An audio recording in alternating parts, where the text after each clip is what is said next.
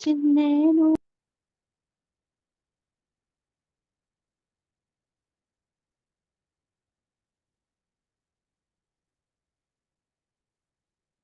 आरंभ करते हैं।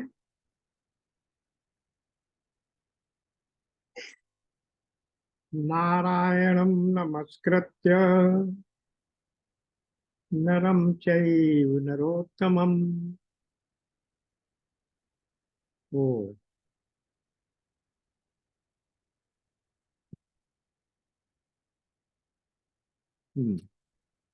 नारायणं नमस्कृत्य नरं चैव नरोत्तमम् देवी सरस्वतीं व्यासं ततो जयमुदीरये।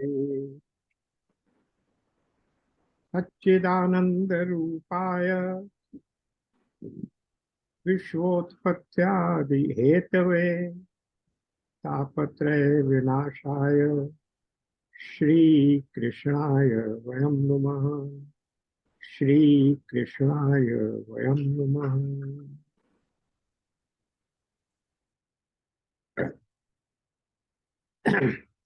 पिछले सत्र में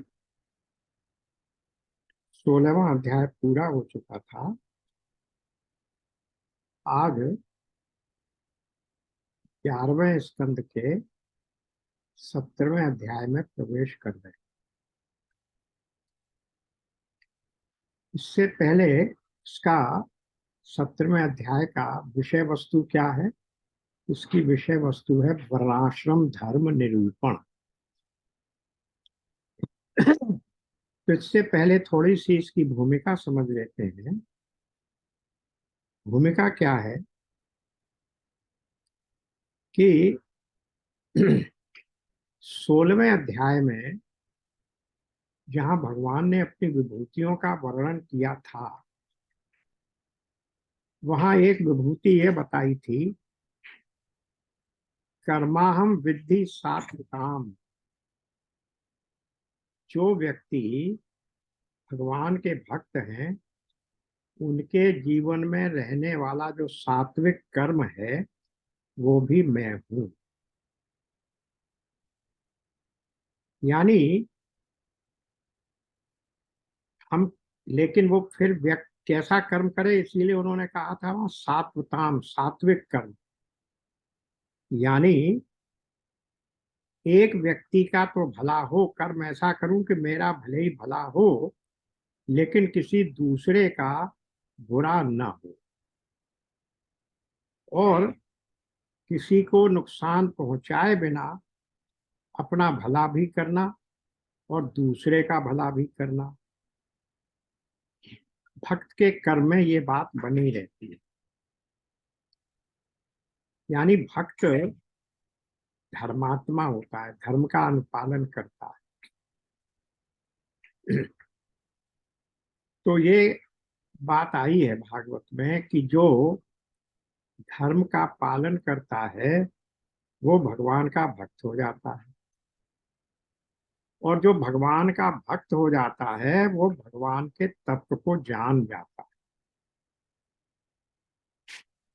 और भगवान के तत्व को जानने के बाद क्या होता है?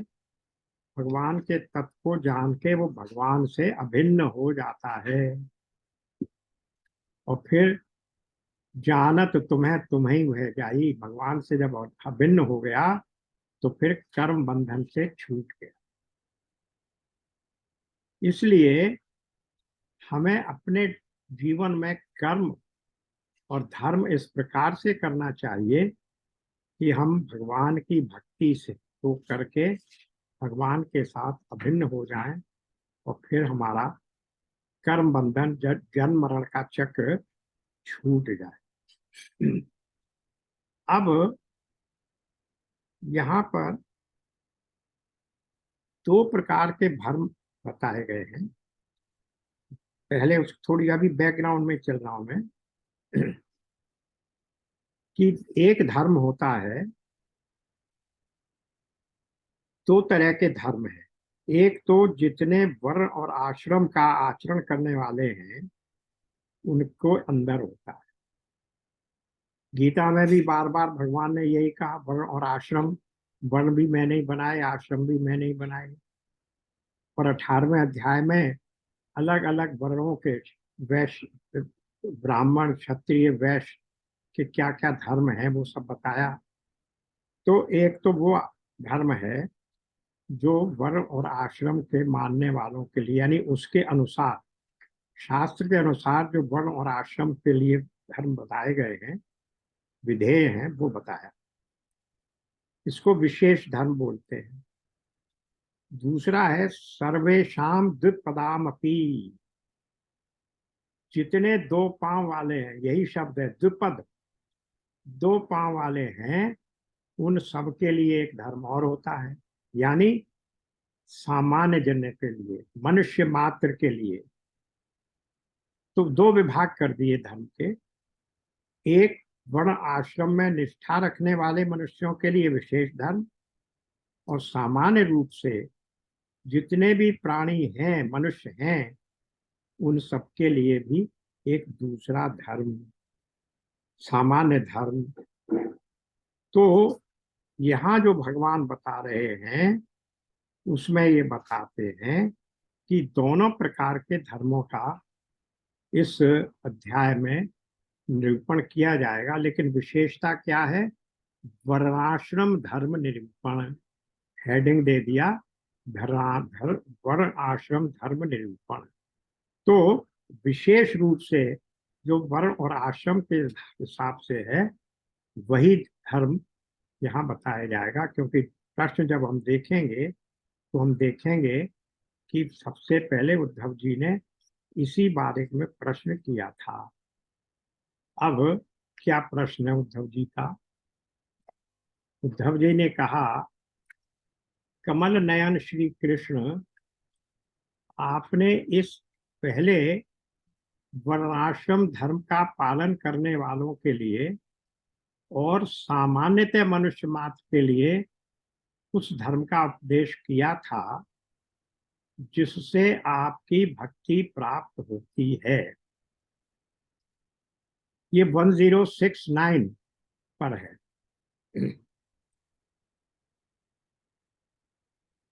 अब आप कृपा करके ये बतलाइए,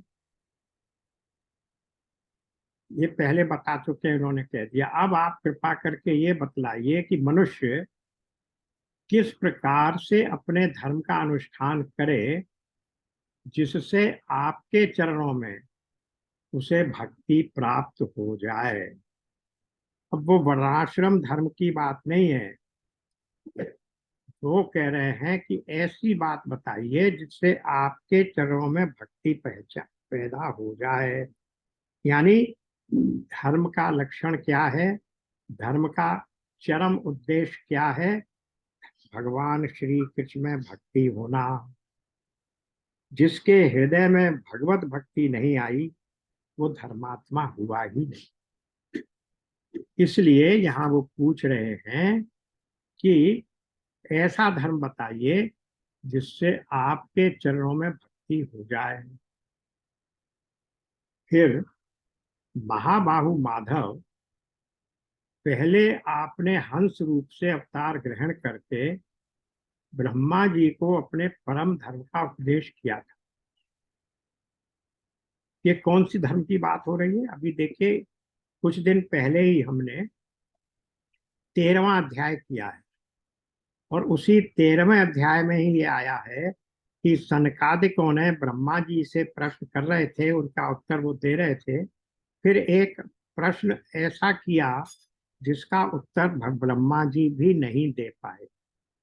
और वहां ये भी लिखा है क्यों नहीं दे पाए, कि ब्रह्मा जी का काम क्या है, वो तो रजोगुण से प्रभावित हैं। ईश्वर ब्रह्म के रजोगुण रूप का ही नाम ब्रह्मा है। तो वो रजोगुण संसार के रचना करने में, प्रारब्ध बनाने में, किसको क्या कर्म का फल मिलेगा, इसमें लगे रहते हैं। इसलिए वो धर्म के उस पूर्व संकादिकों के उस पूर्व प्रश्न का उत्तर न दे। तब उन्होंने भगवान का ध्यान किया और भगवान ने फिर हंस रूप में आकर ब्रह्मा जी को और ब्रह्मा जी के माध्यम से उन सनकादिकों को धर्म का, यानी ब्रह्मा जी को भी उपदेश किया और सनकादिकों के प्रश्न का ही उत्तर देना था, उनको भी उपदेश किया। हे भगवान, बहुत समय बीत जाने के कारण वह इस समय मर्त्यलोक में प्राय नहीं सा रह गया है। ये देखिए कि बार बार श्रीमद् भागवत में भी आ रहा है और गीता में भी आ रहा है कि भगवान कृष्ण का समय कौन सा था? कलयुग के आने से कुछ देर पहले का ही समय था। बल्कि श्रीमद् भागवत में तो आया है कि जैसे ही भगवान ने इस पृथ्वी से अपना अवतार संपन्न कर लिया, वैसे ही कलयुग आ गया। श्रीमद् भागवत का प्रारंभ भी वहीं से होता है कि परीक्षित जी के सामने कलयुग खड़ा हुआ। तो उस समय तक जो कृतयुग में यानी सतयुग में या त्रेता युग में जो सिद्धांत, जो धर्म की स्थापना हो चुकी थी, वो सब भूले जा चुके थे। कैसे? देखिए, चौथे अध्याय में गीता के में भगवान ने वहां भी यही माना है। देख क्या कहते हैं, पहला ही श्लोक देखिए। मैंने इस अविनाशी योग को सूर्य से कहा था, सूर्य ने अपने पुत्र वैवस्वत मनु से कहा, मनु ने अपने पुत्र राजा इक्ष्वाकु से कहा, और पर क्या हुआ? इस प्रकार परंपरा से प्राप्त इस योग को राजर्षियों ने जाना। दूसरे श्लोक, किंतु उसके बाद यह योग बहुत काल से इस पृथ्वी लोक में लुप्त प्राय हो गया है। तू मेरा भक्त प्रिय सखा है, इसलिए वही ये पुरातन योग आज मैंने तुझको कहा है, क्योंकि ये बड़ा ही उत्तम रहस्य है। यानी कोई नए सिद्धांत का प्रतिपादन कृष्ण जी नहीं कर रहे हैं, ना भागवत में, यानी ना इस स्कंद में, और ना ही गीता में कोई नया सिद्धांत प्रतिपादित नहीं हो रहा है। जो समय पुरातन परंपरा से चला आ रहा है उसी का, क्योंकि लुप्त प्राय हो गया वो धर्म, वो सिद्धांत, इसलिए वो भगवान कृष्ण वहां अर्जुन से कह रहे हैं और यहाँ स्वयं उद्धव भगवान से कह रहे हैं कि वो धर्म प्राय नष्ट प्राय सा हो गया है, क्योंकि आपको उसका उपदेश किए हुए बहुत दिन हो गए। तो इस युग में, कलयुग के प्रारंभ में, ये उन पुराने धर्मों का, पुरानी धर्म परंपरा का ये पुनर्जीवन भगवान कृष्ण के द्वारा गीता और भागवत के माध्यम से किया गया। अब देखिए, अच्युत पृथ्वी में तथा ब्रह्मा की उस सभा में भी जहां संपूर्ण वेद मूर्तिमान होकर विराजमान रहते हैं, आपके अतिरिक्त ऐसा कोई भी नहीं है जो आपके इस धर्म का प्रवचन, कीर्तन अथवा संरक्षण कर सके। इसीलिए क्या कहा गया? कृष्णम वंदे जगत गुरुम। सारे जगत के गुरु तो आप ही हैं। इसलिए चाहे ब्रह्मा जी हो, चाहे कोई दूसरे भी वशिष्ठ आदि मुनि भी हो, किंतु उस प्राचीन धर्म परंपरा का, वेदों के उस मर्म का जो विस्तार और जो व्याख्या आप कर सकते हैं, वो कोई दूसरा नहीं कर सकता। आपके इस धर्म का प्रवचन, कीर्तन अथवा संरक्षण कर सके। इस धर्म के प्रवर्तक, रक्षक और उपदेशक आप ही हैं। प्रवर्तक शब्द का अर्थ होता है जिसका प्रचार करना, उसको बढ़ाना, प्रचारित करना, प्रवर्तन, फैलाना। तो प्रवर्तक, रक्षक और उपदेशक आप ही हैं। आपने जैसे पहले जैसे मधु दैत्य को मारकर वेदों की रक्षा की थी, वैसे ही अपने धर्म की भी रक्षा कीजिए। स्वयं प्रकाश परमात्मन जब आप पृथ्वी तल से अपनी लीला संवरण कर लेंगे, क्योंकि ये कहां पर हो रहा है ये संवाद? जब भगवान अयोध्या द्वारकापुरी के नाश के लिए पहले ही से आ गए हैं और वहां समुद्र के किनारे बैठे हैं और उन्होंने उद्धव से कह दिया है कि ये द्वारकापुरी भी बहुत जल्दी ही समुद्र में लीन हो जाएगी, तो इसलिए उद्धव को ये मालूम है कि यहाँ से अब भगवान पलायन करने वाले हैं, अपनी लीला का संवरण करने वाले हैं। इसलिए वो कह रहा है कि आप पृथ्वी तल से अपनी लीला संवरण कर लेंगे तब तो इस धर्म का लोप ही हो जाएगा, तो फिर उसे कौन बताएगा। आप सब समस्त धर्मों के मर्मज्ञ हैं, इसलिए प्रभु आप उस धर्म का वर्णन कीजिए जो आपकी भक्ति प्राप्त कराने वाला, और ये भी बताइए कि उसके लिए कैसा विधान है, यानी उस धर्म को करने के लिए किस प्रकार से उसका विधि और क्या विधान है, ये सब बताइए। श्री सुखदेव जी कहते हैं, परीक्षित, जब इस प्रकार भक्त शिरोमणि उद्धव जी ने प्रश्न किया तब भगवान श्री कृष्ण ने अत्यंत प्रसन्न होकर प्राणियों के कल्याण के लिए उन्हें सनातन धर्मों का उपदेश दिया। अब यहाँ सनातन शब्द पर ध्यान दीजिए। सनातन वो है जो सदा से चला आ रहा है, जो पुराना है, प्राचीन है, परंपरागत है, उसी को हम सनातन कहते हैं, शाश्वत जिसको कहते हैं। तो इसीलिए जो बात उसने कही उद्धव ने कि पुराना धर्म था वो अब लुप्त प्राय हो गया है, उसी को यहाँ भगवान ने कहा कि कल्याण के लिए उन्हें सनातन धर्मों का उपदेश किया।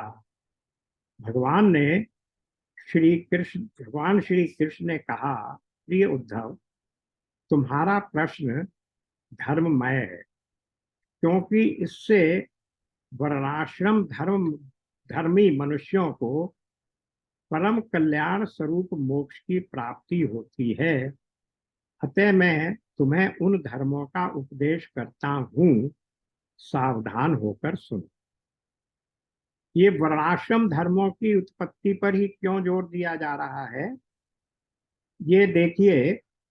गीता के चौथे अध्याय में जब आया भगवान का अवतार क्यों हुआ, 7 और 8 श्लोक क्या कहते हैं, 7वें और 8वें में, यदा यदा ही धर्मस्य ग्लानिर्भवति भारत अभ्युत्थानम अधर्मस्य तदात्मानं सृजाम्यहम्। फिर परित्राणाय साधूनां विनाशाय च दुष्कृतां धर्म संस्थापनार्थाय संभवामि युगे युगे। मैं धर्म की स्थापना के लिए हर युग में जब जैसी आवश्यकता होती है, मैं क्या होता हूँ, अपने आप को फिर से प्रकट करता हूँ, अपने आप को संभव यानी प्रकट करता हूँ। पर वहां कौन सा धर्म है, धर्म का तो नाश कभी हो नहीं सकता। ये जो वर्णाश्रम धर्म है उसका नाश नहीं है। धर्म के नाश से वहां भी यही तात्पर्य है, और वही व्याख्या हम लोगों ने की थी कि जब इस वर्णाश्रम धर्म को मानने के वालों की संख्या कम हो जाए, अपने अपने आश्रमों के हिसाब से लोग आचरण न करें, अपने अपने वर्णों का त्याग कर दें, तब जो व्यवस्था अव्यवस्था फैल जाएगी, उसी को उन्होंने कहा धर्म की हानि। वरना धर्म तो एक व्यापक सत्य है जिसका कभी किसी भी युग में नाश नहीं हो सकता, पर वर्ण और आश्रम की व्यवस्था के बिगड़ जाने का ही नाम धर्म के बिगड़ने का है। तो इसीलिए वो यहाँ पर भी जो बता रहे हैं वो वर्णाश्रम व्यवस्था के बारे में ही बता रहे हैं। अतः मैं तुम्हें उन धर्मों का उपदेश करूंगा तो उसको तुम सावधान होकर सुनो।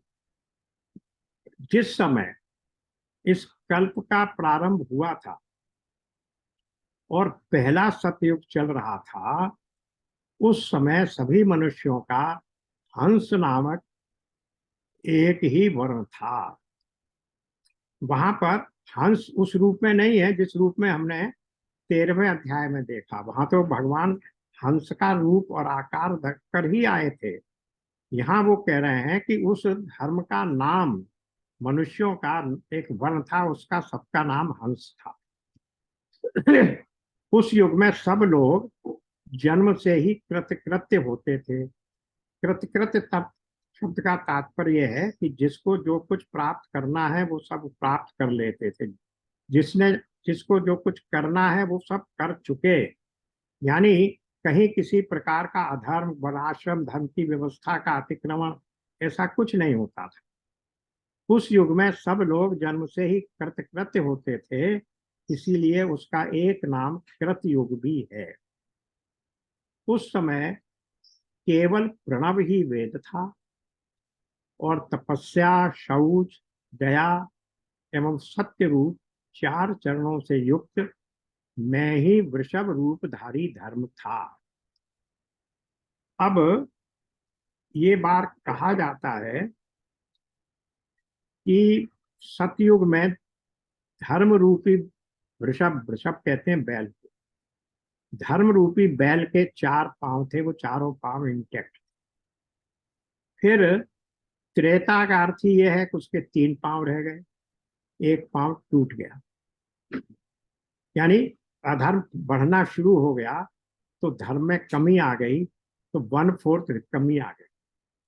फिर द्वापर युग में 2 ही पैर रह गए, यानी 50% कमी आ गई।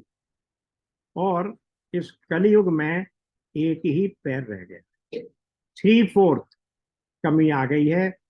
धर्म का इतना, कहना चाहिए, वो हो चुका है, अतिक्रमण हो चुका है। धर्म का इतना विस्तार कम हो चुका है कि अब केवल वो धर्म रूपी बैल एक पैर से खड़ा हो। और हम देख रहे हैं कलयुग में क्या स्थिति हो रही। तो इसीलिए वही रूपक यहाँ भी भगवान ने कहा कि उस युग में सब लोग, उस समय केवल प्रणव ही वेद था और तपस्या, शौच, दया एवं सत्य, ये 4 चरणों से युक्त मैं ही वृषभ रूपधारी धर्म था। वृषभ का अर्थ बैल होता है।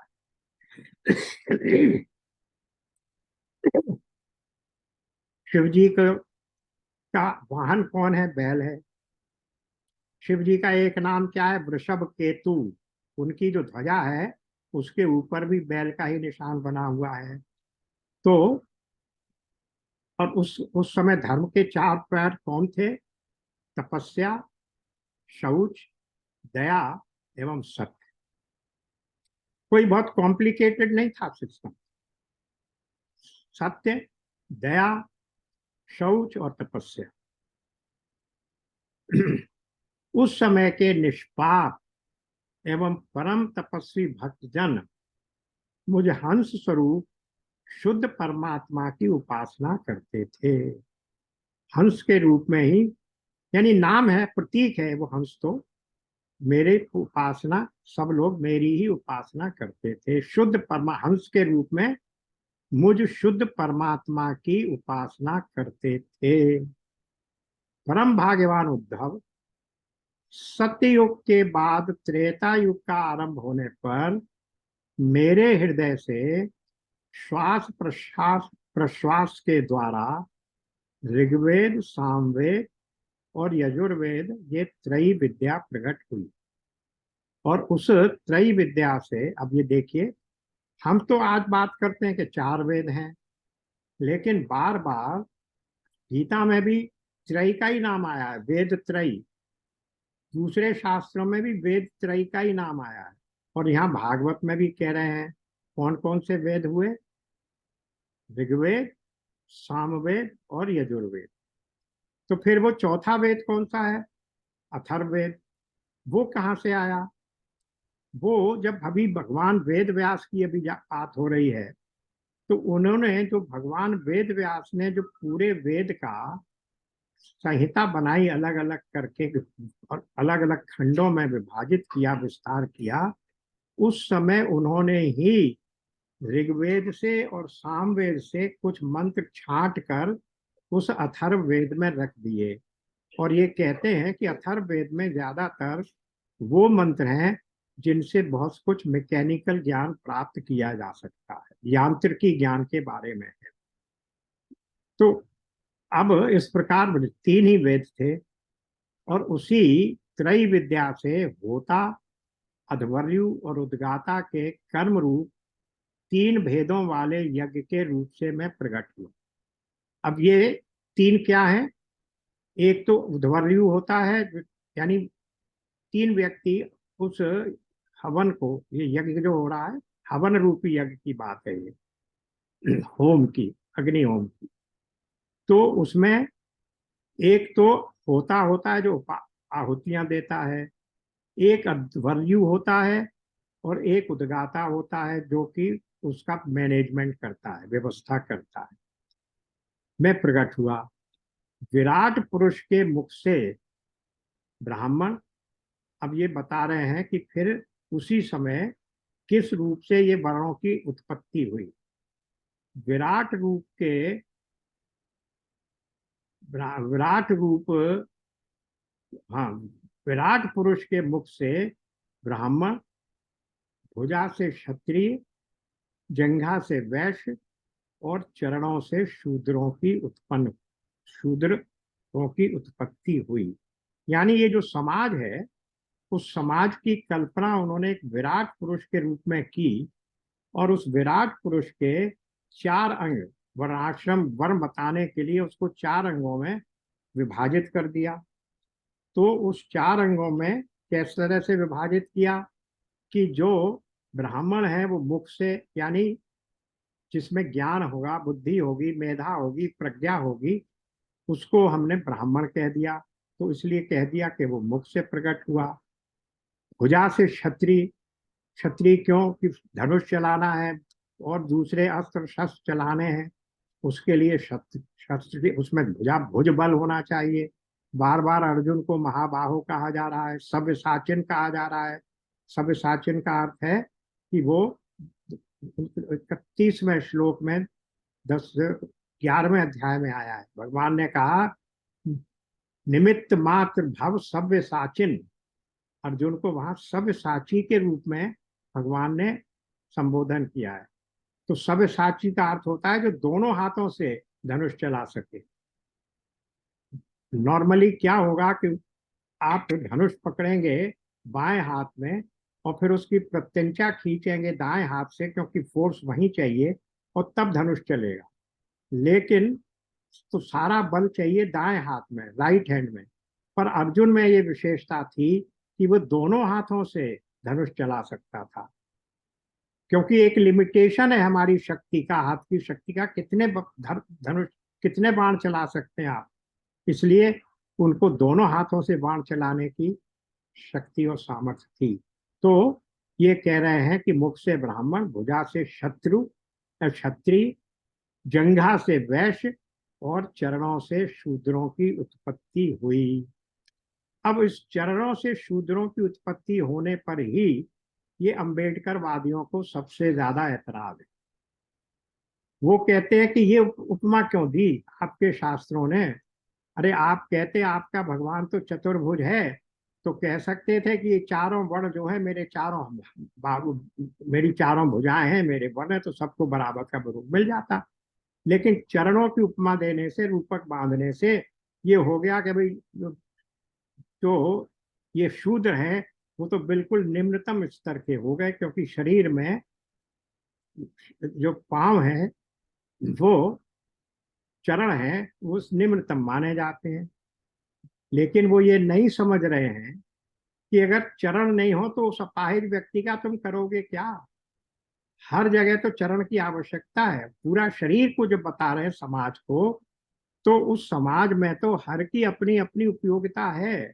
चरण के बिना क्या हो सकता है? ना आप जा सकते हैं, ना चल सकते हैं, ना आपका सहारा होगा, यहाँ तक कि आप शौच कर्म इत्यादि के लिए भी नहीं जा पाएंगे। तो ये सारी चीजें जो आजकल के युग में हो रही हैं, इसीलिए तो भगवान कह रहे हैं और आज के शास्त्र कह रहे हैं कि अब धर्म एक एक पैर में रह गया, वो धर्म रूपी बैल जो खड़ा हुआ। तो चलिए आगे बढ़ते हैं। उनकी पहचान उनके स्वभावानुसार और उनके आचरण से होती है। जिसका जैसा स्वभाव है उसी के हिसाब से उनकी पहचान होती है। अब फिर क्या आ गया? उद्धव जी, विराट पुरुष भी मैं हूं, विराट पुरुष भी मैं हूं। वहां विराट पुरुष से किसकी उत्पन्न किया उन्होंने? वहां वर्णों की स्थापना की। वर्णों में क्या हुआ? मुख से, मुख से ब्राह्मण, और दूसरा किया उन्होंने भुजाओं से, बाहुबल, बाहुबल से क्षत्रिय, जंघा से वैश्य, और शूद्र, चरणों से शूद्र हुए। ये गीता से थोड़ा फर्क है। अब यहाँ कह रहे हैं कि विराट पुरुष भी मैं ही हूं, तो आश्रम कैसे पैदा हुए? अब उसको बता रहे हैं। उद्धव जी, विराट पुरुष भी मैं ही हूं, इसीलिए मेरे ही उरु स्थल से, वही जंघा के स्थान से, गृहस्थाश्रम, हृदय से ब्रह्मचर्य आश्रम, वक्ष स्थल से वानप्रस्थ आश्रम, और मस्तक से संन्यास आश्रम की उत्पत्ति हुई।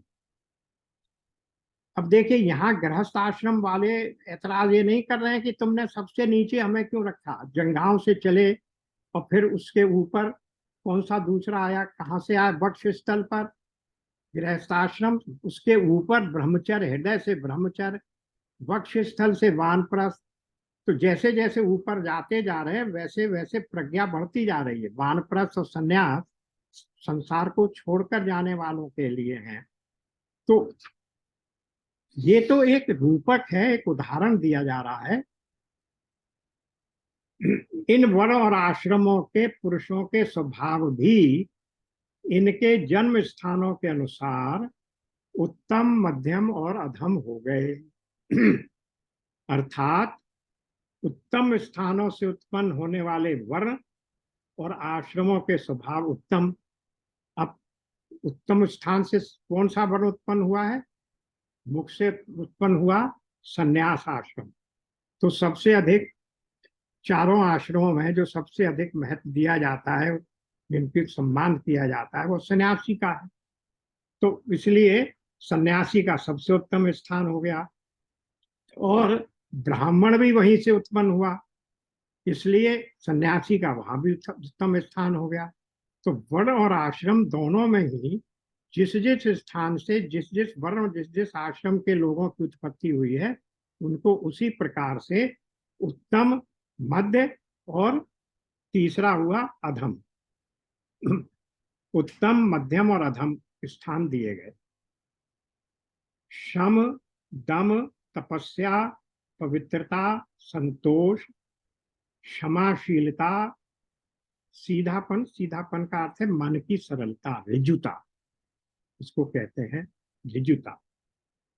अर्जुन का नाम यहीं से बना। संस्कृत में एक धातु है ऋजु, जिसका अर्थ होता है सरल। जैसा मन में वैसा वाणी में वैसा कर्म में। तो अर्जुन ऋजु था, उसके मन, वचन और कर्म में कोई अंतर नहीं होता था। इसीलिए वो जब कह रहा है वहां दूसरे अध्याय के 7वें अध्याय में, तो कह दिया उसने कि मैं आपकी शरण में हूं, आप मुझे शिक्षित कीजिए, अनुशासित कीजिए, और मेरे लिए क्या श्रेयस्कर होता है बताइए। और फिर वहीं 9वें श्लोक में जाके कहता है कि न योत्सी, मैं युद्ध नहीं करूंगा। तो ये क्या बात हुई? पहले तो तुम आगे शरणागत हो गए और अब कह रहे हो, पहले ही से निर्णय भी ले लिया कि मैं युद्ध नहीं करूंगा।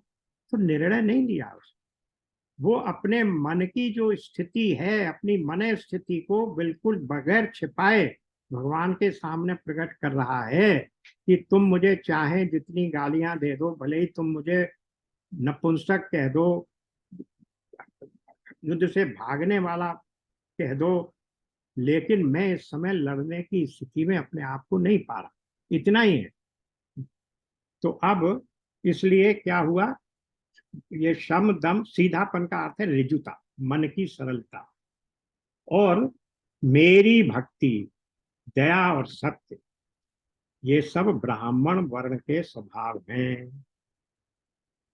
तेज, बल, धैर्य, वीरता, सहनशीलता, उदारता, उद्योगशीलता, स्थिरता, ब्राह्मण भक्ति और ऐश्वर्य, ये क्षत्रिय वर्ण के स्वभाव हैं।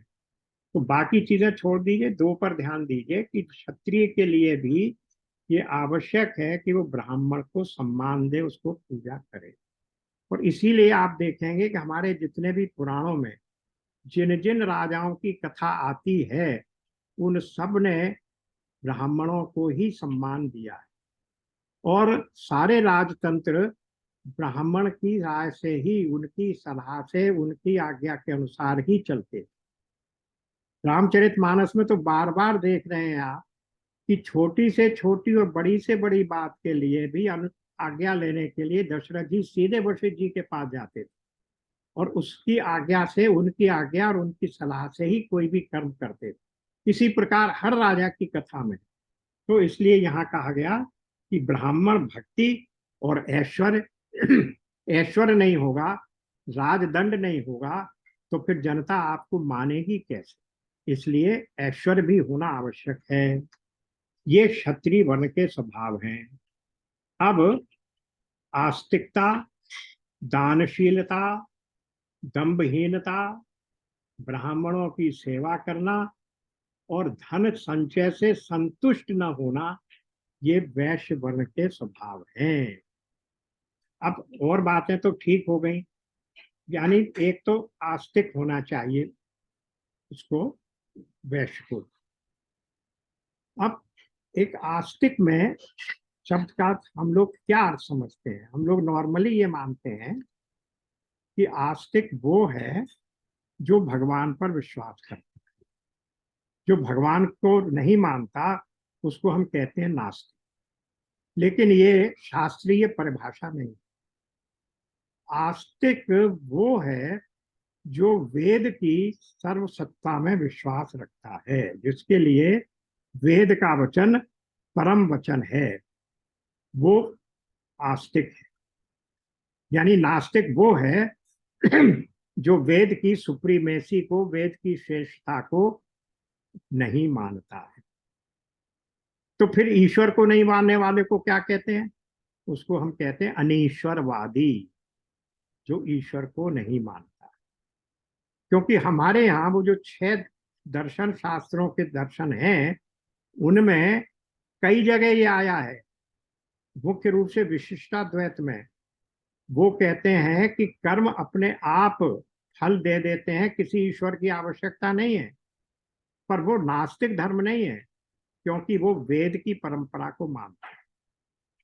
तो आस्तिकता, दानशीलता, दान तो करना ही चाहिए ब्राह्मण को, सॉरी वैश्य को। दान ना करे तो तीनों आश्रम नहीं चल पाएंगे। तीनों आश्रम गृहस्थ आश्रम के गृहस्थ के ही दान से चलते हैं। गुरुकुल और ब्रह्मचारी कैसे चलते हैं, पलते हैं? फिर वानप्रस्थ में और सन्यास में सन्यासी को भिक्षा कौन देता है? तो इसलिए उस गृहस्थ में दानशीलता तो होनी चाहिए, नहीं तो ये तीनों आश्रम नहीं चलेंगे। फिर ब्राह्मणों की सेवा करना और धन संचय से संतुष्ट न होना, ये थोड़ी सी कंफ्यूजिंग बात कर दी। उधर तो बात करते हो अपरिग्रह, अपरिग्रह की बात है, ज्यादा संचय मत करो, परिग्रह मत करो।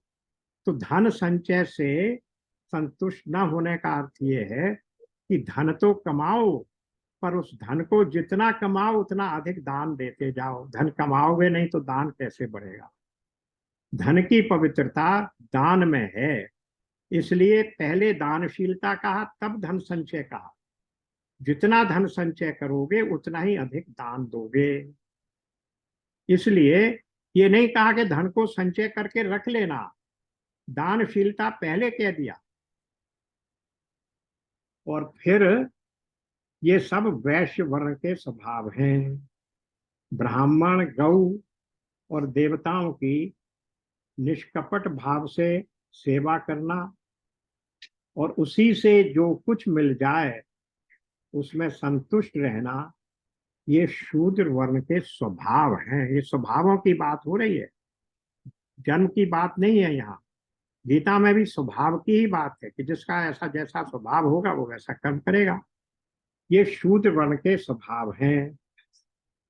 फिर एक और श्रेणी इन्होंने निकाली, अपवित्रता, झूठ बोलना, चोरी करना, ईश्वर और परलोक की परवाह न करना, झूठ मूठ झगड़ना और काम क्रोध एवं तृष्णा के वश में रहना, ये अंत्यजों के स्वभाव हैं।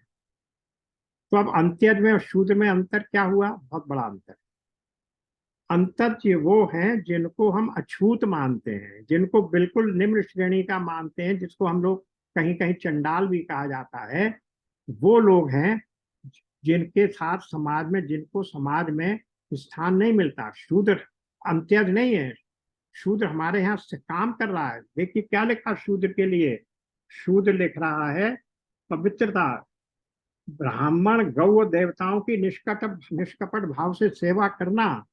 ब्राह्मण की सेवा करने का अधिकार है शूद्र को, उसका कर्तव्य है, लेकिन अंत्यज को नहीं है।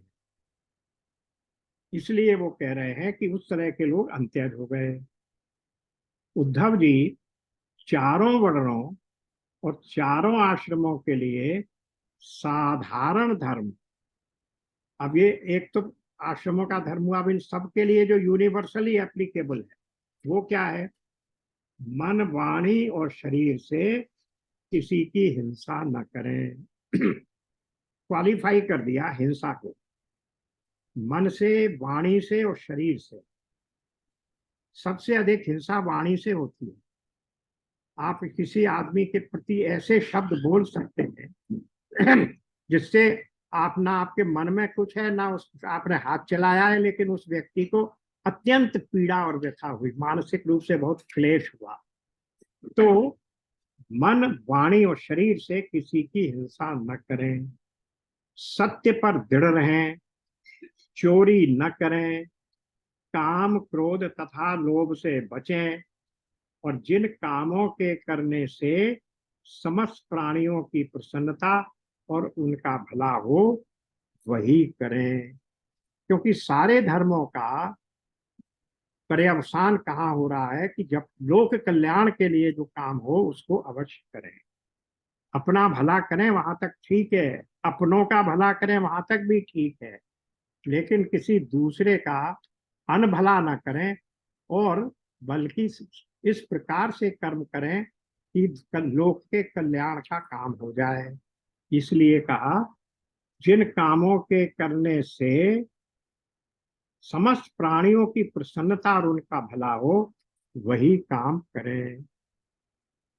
अब आया ब्राह्मण, क्षत्रिय तथा वैश्य गर्भाधान आदि संस्कारों के क्रम से यज्ञोपवीत संस्कार रूप द्वितीय जन्म प्राप्त करके गुरुकुलों में रहे। अब यहाँ एक बात देखिए, कर्म कांड में हमारे यहाँ 16 संस्कार माने गए, और उन 16 संस्कारों में से 14 संस्कार विवाह के टाइम तक पूरे हो जाते, और उसके बाद एक संस्कार बीच में और रहता है जिसको पवित्र संस्कार, जिसको कहा गया संन्यास लेने का संस्कार। और उसके बाद केवल आखिरी 16वां संस्कार क्या रह जाता है? अंत्येष्टि संस्कार जिसको कहते हैं, दाह संस्कार कहते हैं, कुछ भी कहते हैं। तो ये 14 संस्कार पूरे हो जाते हैं विवाह के होने तक। उसके बाद तो फिर आप गृहस्थ आश्रम में हैं, और गृहस्थ आश्रम से आप ये सब कर्म करेंगे जो उन्होंने बताए। उसके बाद वानप्रस्थ में जाएंगे, और वानप्रस्थ के बाद आप किसी भी अच्छे श्रोत्रिय ब्रह्मनिष्ठ गुरु से सन्यास की दीक्षा लेंगे।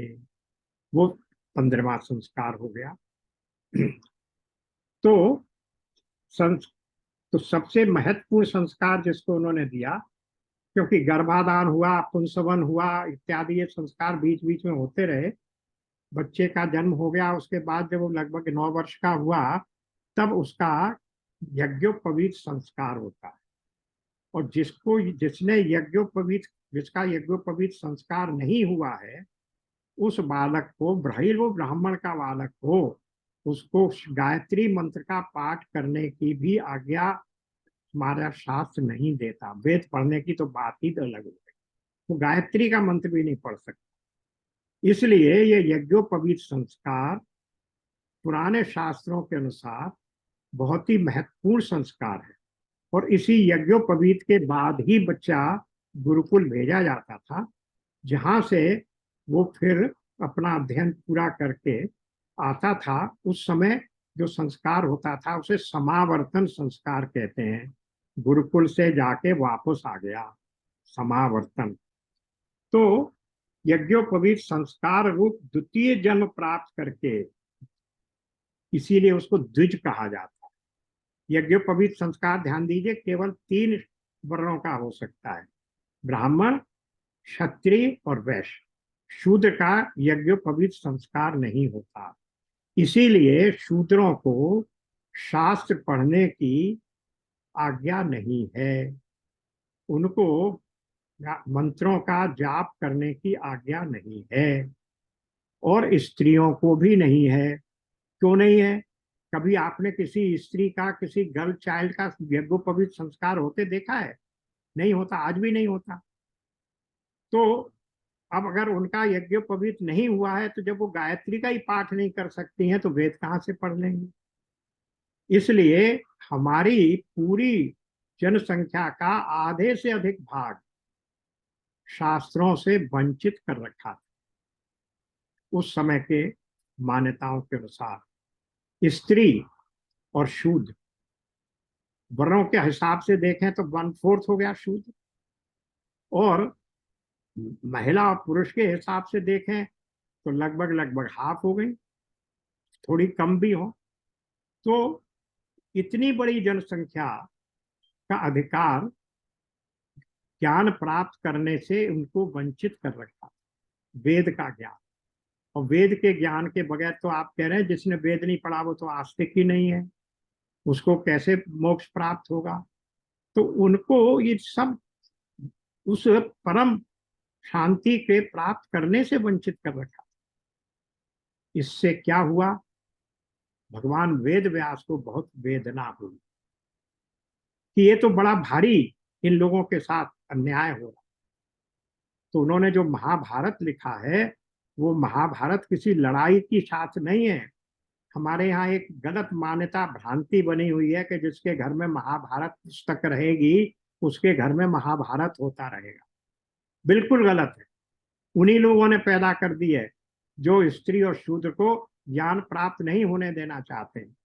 उन्होंने लिखा ही इसलिए था, और खुले आम चेतावनी दे के लिखा था कि तुम अपने वेद अपने पास रखो, मैं ऐसे शास्त्र की रचना किए देता हूं जिसमें वेद में प्रतिपादित सारे नियम और सारे धर्म और सारे सिद्धांत उस शास्त्र में आ जाएंगे, और उसको पढ़ने का अधिकार सबको होगा, द्विज हो ना हो, यज्ञोपवीत हुआ हो ना हुआ हो, अंत्यज हो, शूद्र हो, स्त्री हो। तो वहां इतना ज्ञान है। और इसीलिए कितने श्लोक हैं आपको ध्यान है? 1,04,000 श्लोक हैं। वेद और वेद के उपांगों में, अंग और उपांगों में मिलाकर 1,00,000 श्लोक हैं। उतना ही बड़ा बृहद ग्रंथ है वो। आप गीता प्रेस से छपी हुई जो महाभारत के खंड है देखने जाइए, 6 खंडों में है श्लोक और उसके अर्थ मिला के। इतना बृहद ग्रंथ है, तो सब कुछ उसमें समाहित। हर जगह कथा अलग चल रही है। कथा इसलिए है कि कथा कहेंगे तो कथा के बहाने से आदमी को बहुत कुछ सिखाया जा सकता है। उस कथा का मोरल ऑफ द स्टोरी कहते हैं ना, बच्चों को जब सिखाते हैं, छोटे बच्चे जब जाते हैं मोरल ऑफ द स्टोरी क्या है, तो इसी तरह वो मोरल ऑफ स्टोरी बताते बताते भगवान वेदव्यास बहुत कुछ ज्ञान दे रहे हैं उस शास्त्र के द्वारा। और बहुत से महान विद्वान, शंकराचार्य जी, पुरी के शंकराचार्य जी आजकल जो है स्वामी निश्चलानंद, वो तो अपने हर प्रवचन में, अपनी हर पुस्तक में महाभारत से इतने उदाहरण देते हैं कि आप आश्चर्यचकित रह जाते हैं कि महाभारत में इतना ज्ञान है। तो ये हुआ कि वो महाभारत इसलिए लिख दिया गया। अब द्विज की बात है तो वो, लेकिन शास्त्र के अनुकूल यज्ञोपवीत संस्कार होना ब्राह्मण क्षत्रियो वैश्य का आवश्यक है। तो वो क्या करे, गुरुकुल में रहे, इसी को दूसरा जन्म, जिसे द्विज, द्वि का अर्थ ही है जैसे जन्म, और द्वि से दूसरा, वो गुरु के द्वारा वहां जाकर वो दूसरा जन्म लेता है। इसको इस तरह भी कहते हैं कि शिक्षा के द्वारा ही उसमें संस्कार पैदा होते हैं। तो बच्चा जब होता है तो उसमें संस्कार नहीं होते, उसको संस्कारित किया जाता है, जिसको हम कहते हैं कल्चर्ड किया गया। उस वो कल्चर कहाँ से आती है, शिक्षा से ही आती है। तो अब गुरुकुल में रहे और अपनी इंद्रियों को वश में रखे, आचार्य के बुलाने पर वेद का अध्ययन करे और उसके अर्थ का भी विचार करे।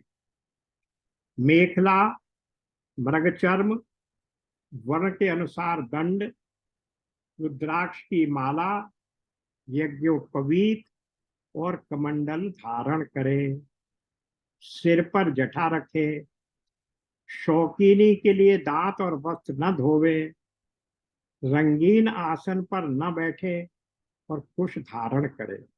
कितना तपस्वी जीवन ब्रह्मचारी के लिए यहाँ निर्धारित किया गया। यहाँ तक कि रंगीन आसन पर भी न बैठे, शौकीनी के लिए दांत और वस्त्र न धोए, कि टूथपेस्ट से दांत में सफा करने, हम तो नमक से या मिट्टी से दांत नहीं सफा करेंगे, या नीम की दातुन से नहीं सफा करेंगे।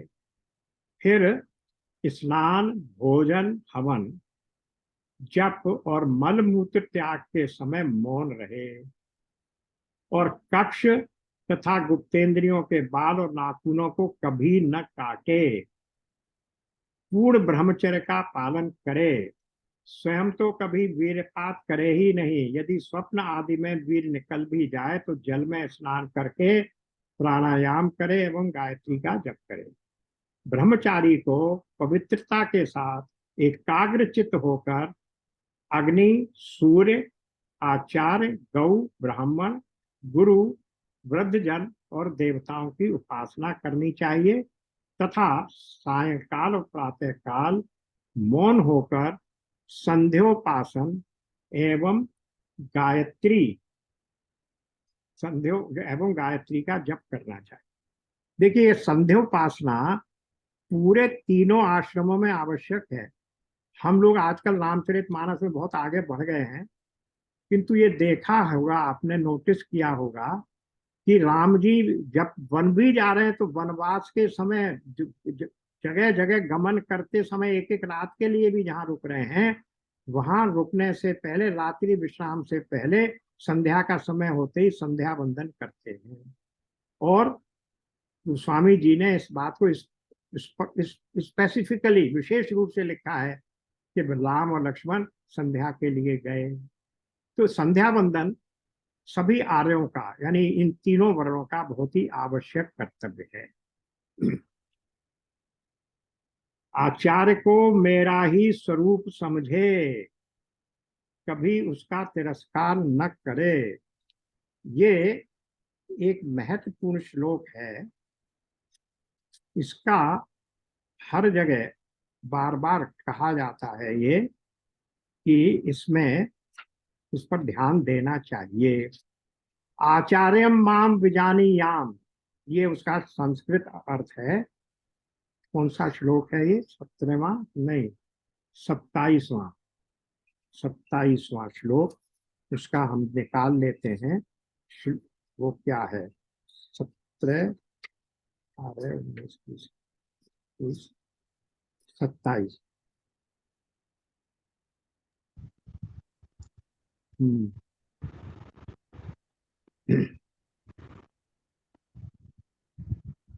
किसी भी प्रकार से वो आचार्य को ही, गुरु को ही क्या करे, मेरा ही स्वरूप समझो। आचार्यम माम विजानीयाम, आचार्य को मेरा ही जैसा समझो, उनका तिरस्कार न करो और उन्हें साधारण मनुष्य समझकर दोष दृष्टि न करे, क्योंकि गुरु सर्वदेवमय होता है। ये बात यहाँ पर आ गई, सर्वदेवमय होता है। 27वां।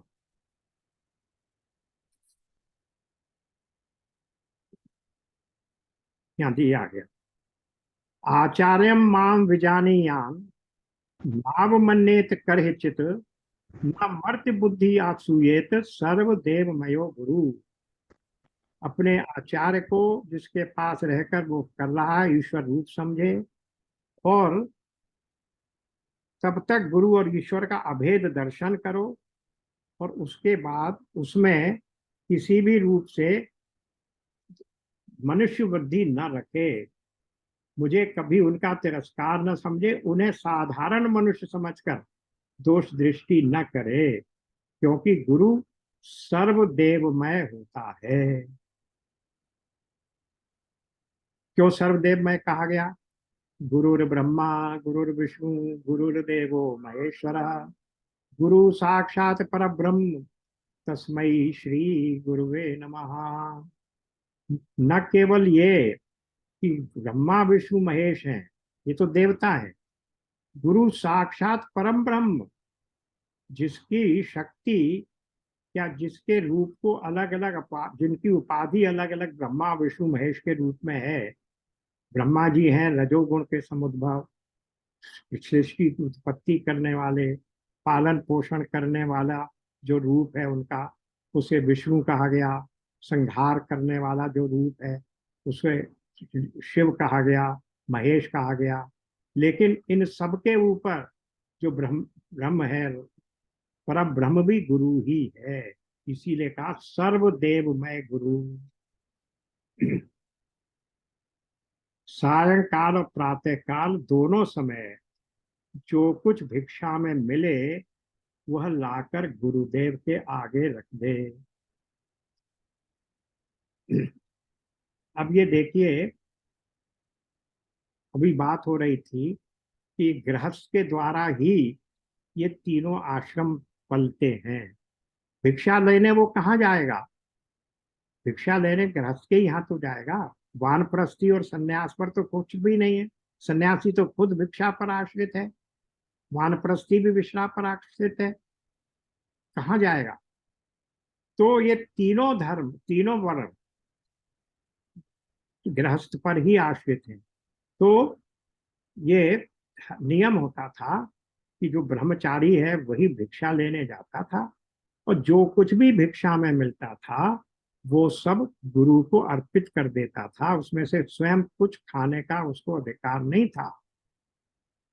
तो वो लाकर गुरुदेव के आगे रख दे, और भिक्षा में वो केवल भोजन ही नहीं, किसी ने कुछ और भी दे दिया, कुछ पैसे दे दिए, रुपए दे दिए, कुछ और स्वर्ण स्वर्ण की भेंट दे दी, चांदी के पात्र दे दिए, जो कुछ भी मिले सब भगवान उनके आगे रख दे।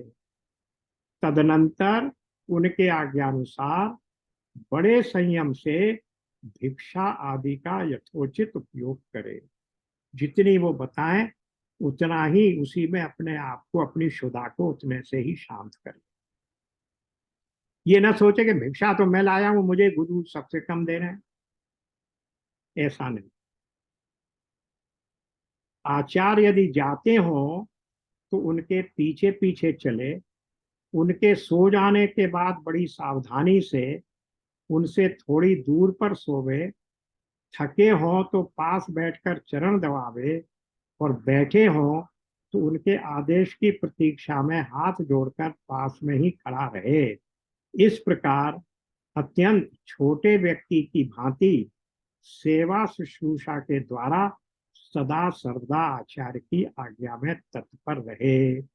जब तक विद्याध्ययन समाप्त न हो जाए तब तक सब प्रकार के भोगों से दूर रहकर इसी प्रकार गुरुकुल में निवास करे, और कभी अपना ब्रह्मचर्य व्रत खंडित न होने दे। इस प्रकार से ये संन्यास ब्रह्मचारी के बारे में कह दिया। अभी आगे भी चलेगा, लेकिन शायद समय पूरा हो रहा है। क्या समय हो गया? हाँ, 7:31 हो गया। आज इसको 30वें श्लोक पर विराम देते हैं और फिर थर्सडे को अगेन इसके आगे से शुरू करेंगे। ओम पूर्णमद पूर्णमिदम पूर्णमिदं पूर्णात् पूर्णमुदच्यते पूर्ण पूर्णस्य पूर्णमादाय पूर्णमेवावशिष्यते। ॐ शान्ति शान्ति शान्ति। नारायण नारायण। राधे नारायण नारायण राधे नारायण। राधे। नारायण नारायण। को नमस्कार। नमस्कार।